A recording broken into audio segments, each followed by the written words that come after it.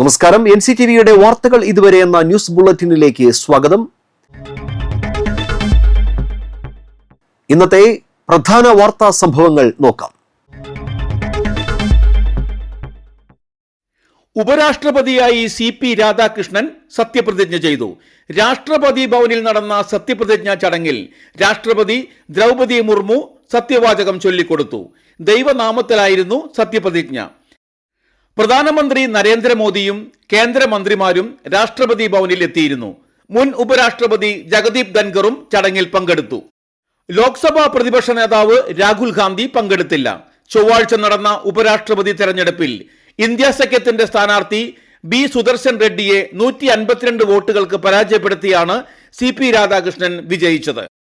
ആകെ പോൾ ചെയ്തത് 767 വോട്ടുകളാണ്. ഇതിൽ 452 വോട്ടുകൾ നേടിയാണ് CP രാധാകൃഷ്ണൻ വിജയിച്ചത്.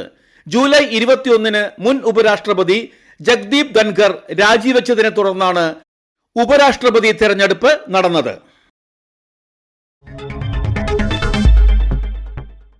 കല്ലൂർ പള്ളിക്കുന്നിൽ മിനി വാനും ഓട്ടോറിക്ഷയും കൂട്ടിയിടിച്ച് 3 പേർക്ക് പരിക്കേറ്റു. ഇടിയുടെ ആഘാതത്തിൽ ഓട്ടോ കാനയിലേക്ക് മറിഞ്ഞു. ഓട്ടോ ഡ്രൈവർക്കും യാത്രക്കാരായ അമ്മയ്ക്കും മകനുമാണ് പരിക്കേറ്റത്. വെള്ളിയാഴ്ച രാവിലെ 9:30 സംഭവം.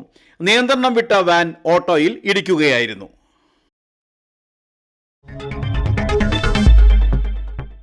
വല്ലച്ചിറ തെട്ടിപ്പറമ്പിൽ ഭഗവതി കുടുംബക്ഷേത്രത്തിലെ തിരുവാഭരണങ്ങൾ മോഷണം പോയ കേസിൽ മുൻ പൂജാരി അറസ്റ്റിൽ. വയനാട് കൃഷ്ണഗിരി സ്വദേശി പട്ടാശ്ശേരി വീട്ടിൽ 35 വയസ്സുള്ള ബിബിനാണ് അറസ്റ്റിലായത്. കഴിഞ്ഞ മാസമായിരുന്നു കേസിനാസ്പദമായ സംഭവം.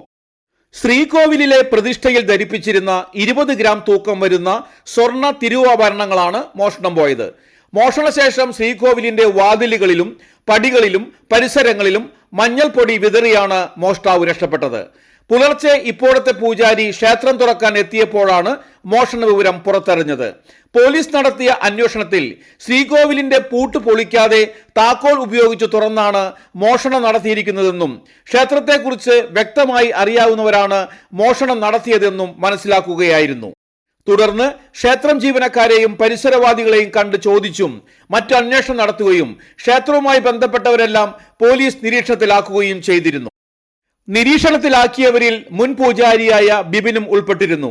ഇയാളെ രഹസ്യമായി നിരീക്ഷിച്ചും മറ്റും നടത്തിയ ശാസ്ത്രീയമായ അന്വേഷണത്തിലാണ് ബിബിൻ തന്നെയാണ് മോഷ്ടാവ് എന്ന് കണ്ടെത്തിയതെന്ന് പോലീസ് പറഞ്ഞു. പ്രത്യേക അന്വേഷണ സംഘം ബിബിനെ വയനാട് മീനങ്ങാടിയിൽ നിന്ന് മീനങ്ങാടി പോലീസിന്റെ കൂടി സഹായത്തോടുകൂടിയാണ് അറസ്റ്റ് ചെയ്തത്.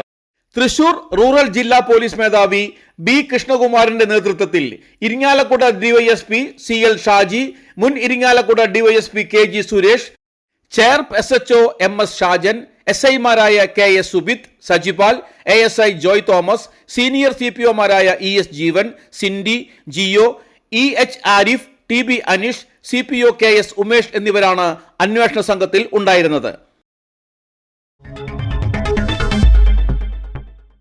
ചേലക്കോട്ടുകരയിൽ കാറും മിനി വാനും കൂട്ടിയിടിച്ച് മിനി വാൻ മറിഞ്ഞു. ഡ്രൈവർ പരിക്കേൽക്കാതെ രക്ഷപ്പെട്ടു. വെള്ളിയാഴ്ച രാവിലെ 9:45 അപകടം. നിയന്ത്രണം വിട്ട കാർ വാനിൽ ഇടിക്കുകയായിരുന്നുവെന്ന് ദൃക്സാക്ഷികൾ പറഞ്ഞു. കാർ മറ്റൊരു കാറിലും ഇടിച്ചു.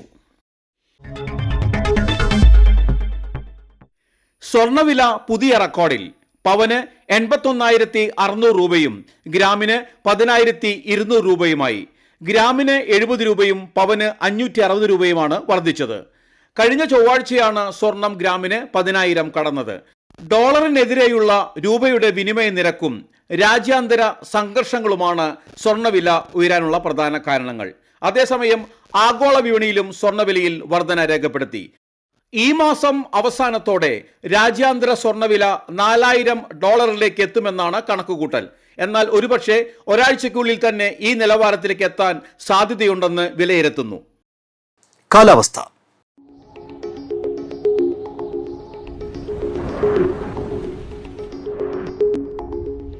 കൂടിയ താപനില 31 ഡിഗ്രി സെൽഷ്യസ്, കുറഞ്ഞ താപനില 25 ഡിഗ്രി സെൽഷ്യസ്. ചാലക്കുടി കൃഷ്ണ ജ്വല്ലറിയിൽ ഇന്നത്തെ സ്വർണ്ണവില. സ്വർണ്ണവില നിങ്ങൾക്കായി സമർപ്പിക്കുന്നത് അപ്പസ്വർണം ആഡംബരവുമാണ്, സമ്പാദ്യവുമാണ്. സ്വർണം കയ്യിലുണ്ടേ അതൊരു ധൈര്യവുമാണ്. Krishna jewellery golden diamonds, Chalakudy. ഹൃദയങ്ങൾ കീഴടക്കിയ വിശ്വാസം. സ്വർണം ഗ്രാമിന് 10,200 രൂപയും പവന് 81,600 രൂപയും രേഖപ്പെടുത്തി. ഇതോടെ വാർത്തകൾ ഇതുവരെ എന്ന ന്യൂസ് ബുള്ളറ്റിൻ പൂർണ്ണമാകുന്നു. നന്ദി, നമസ്കാരം.